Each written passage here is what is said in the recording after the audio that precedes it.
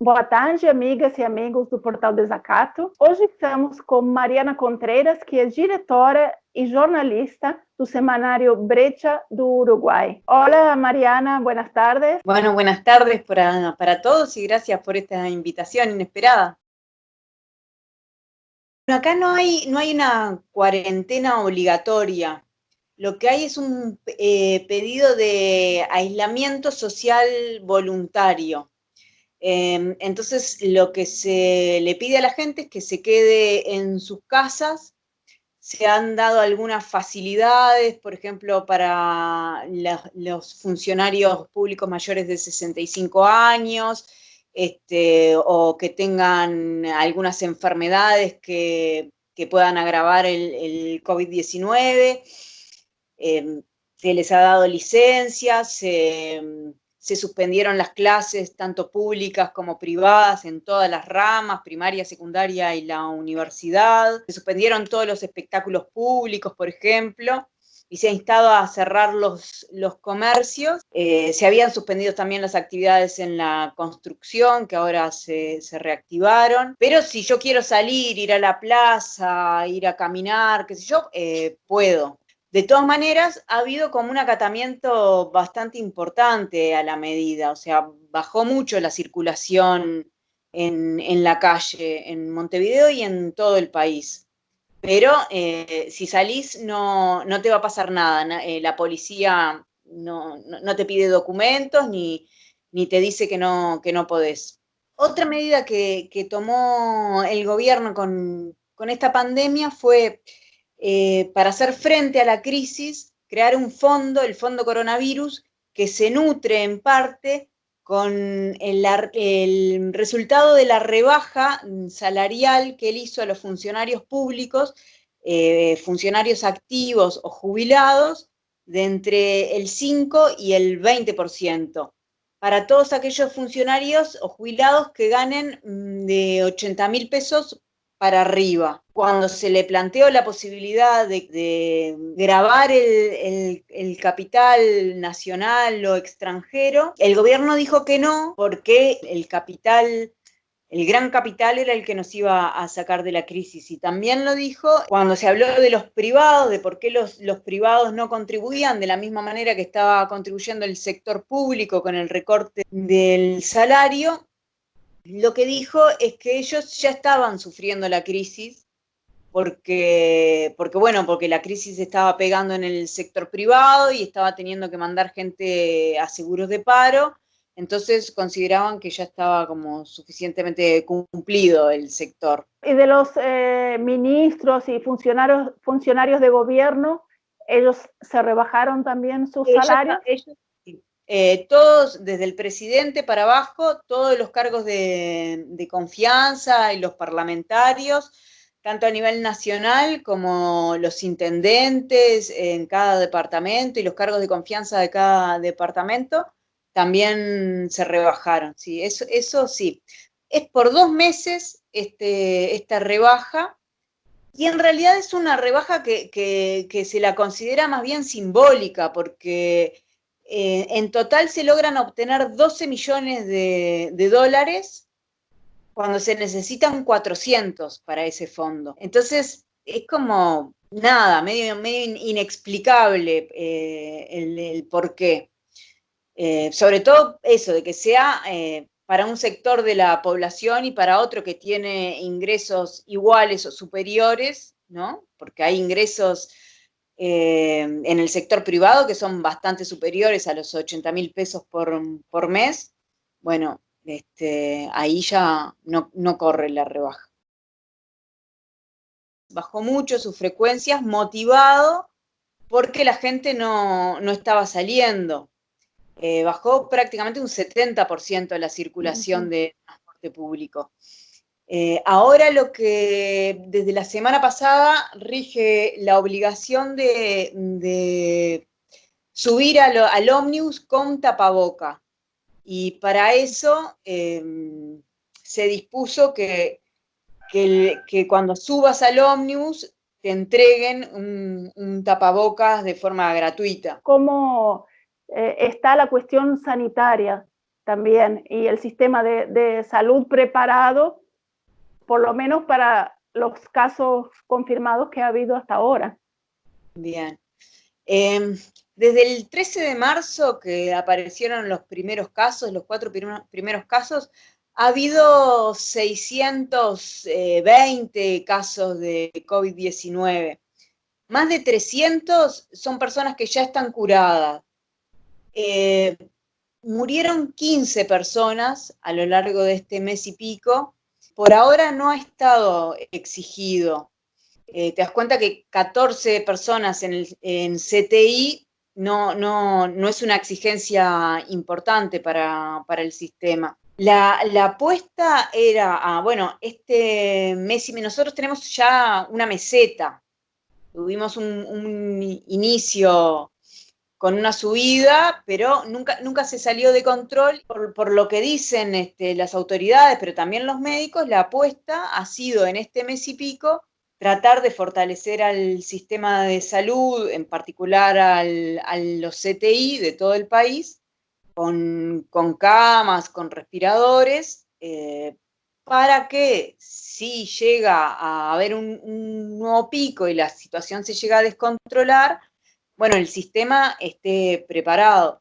De todas maneras, ahí hay como muchas versiones, ¿no? Porque ha habido una exigencia fuerte del Sindicato Médico del Uruguay, por ejemplo, al decir que, bueno, preparar el sistema no es solo tener más camas y tener más respiradores, sino tener preparados a los recursos humanos. Y porque un enfermero de CTI no es lo mismo que un enfermero de una sala común, lo mismo los médicos. Entonces, hacer esa preparación con una redistribución de los recursos humanos a lo largo de todo el país también, ¿no? Que de eso, por ahora no se sabe si ha sucedido o no, es una exigencia que ha tenido desde hace ya varias semanas el sindicato. No ha habido una negativa, por supuesto, del gobierno, pero tampoco ha habido señales claras de que eso se esté haciendo.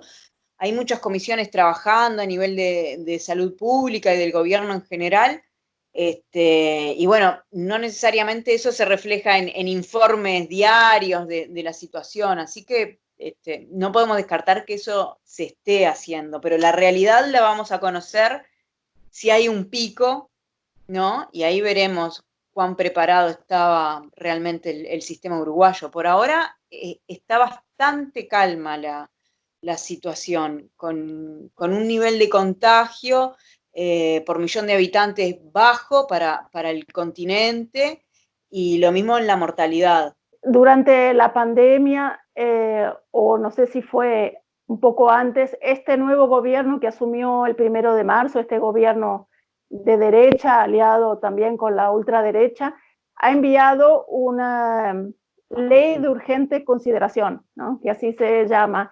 ¿Y qué engloba esa ley? Todo.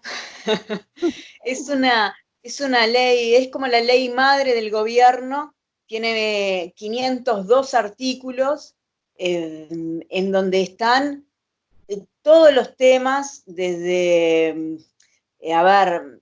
las reformas de diferentes códigos, reformas del Código Penal, reformas del Código Civil, reformas del Código Rural, del Código de la Infancia y la Adolescencia, ¿no? Donde, por ejemplo, se agravan las penas para algunos delitos.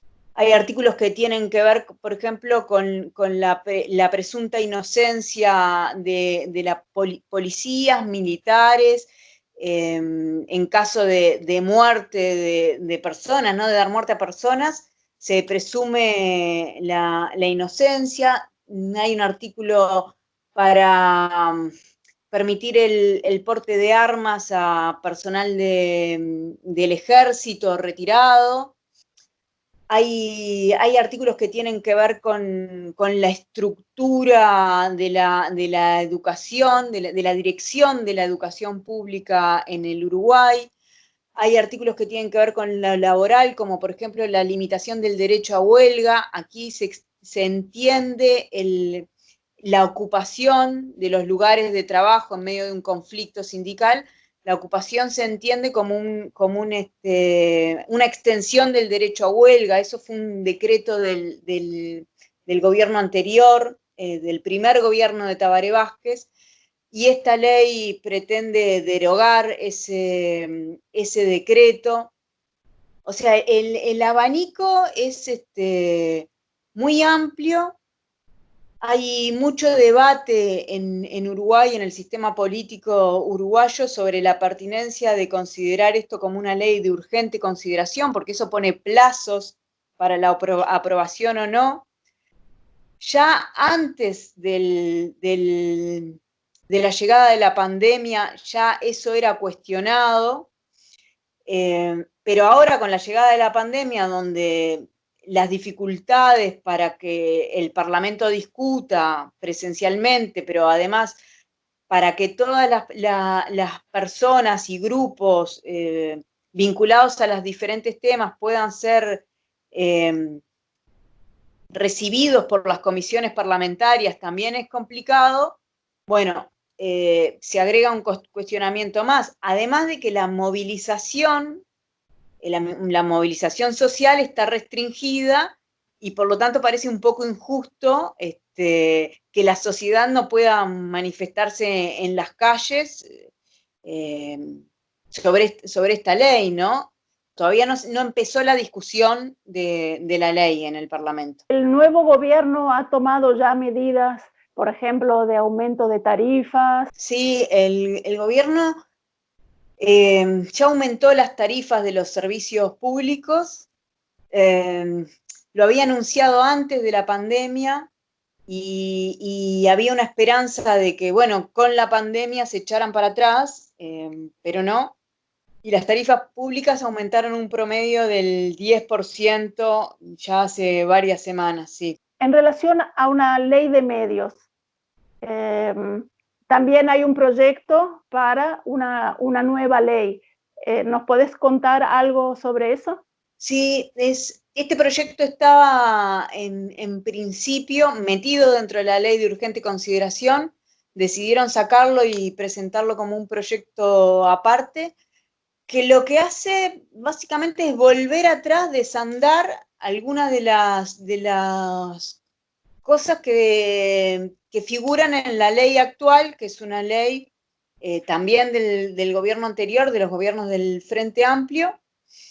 Y el tema central en este proyecto es que el anterior evitaba el conglomerado de medios, ¿no? Había un límite que era de tres medios, tres señales por persona o por grupo, y ahora eso se llevaría a 8 señales, 4 de televisión y 4 radiofónicas por persona, y se quita el concepto de grupo económico, ¿no? Entonces, ahora cada persona puede tener 8 y se juntan 2, 3 personas y pueden tener 16 o más.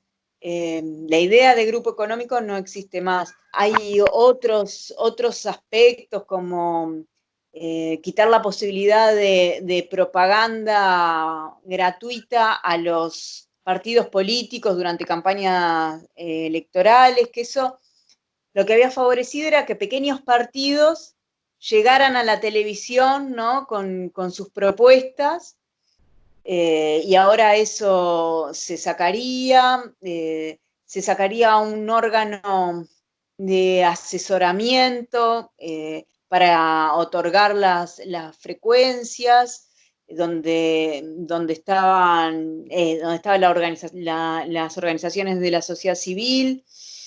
Eso ahora queda en manos del Poder Ejecutivo. Se saca también un órgano que asesoraba para los medios públicos, donde estaban los trabajadores, el sindicato de la prensa, las organizaciones de la sociedad civil. No sé, como ciertos organismos que daban garantías, ¿no? de poder estar al tanto e intervenir, aunque sea con recomendaciones, en cuanto a lo que hace a los medios, ¿no? ¿Y ha habido reacciones ya de la prensa independiente, de la población en general?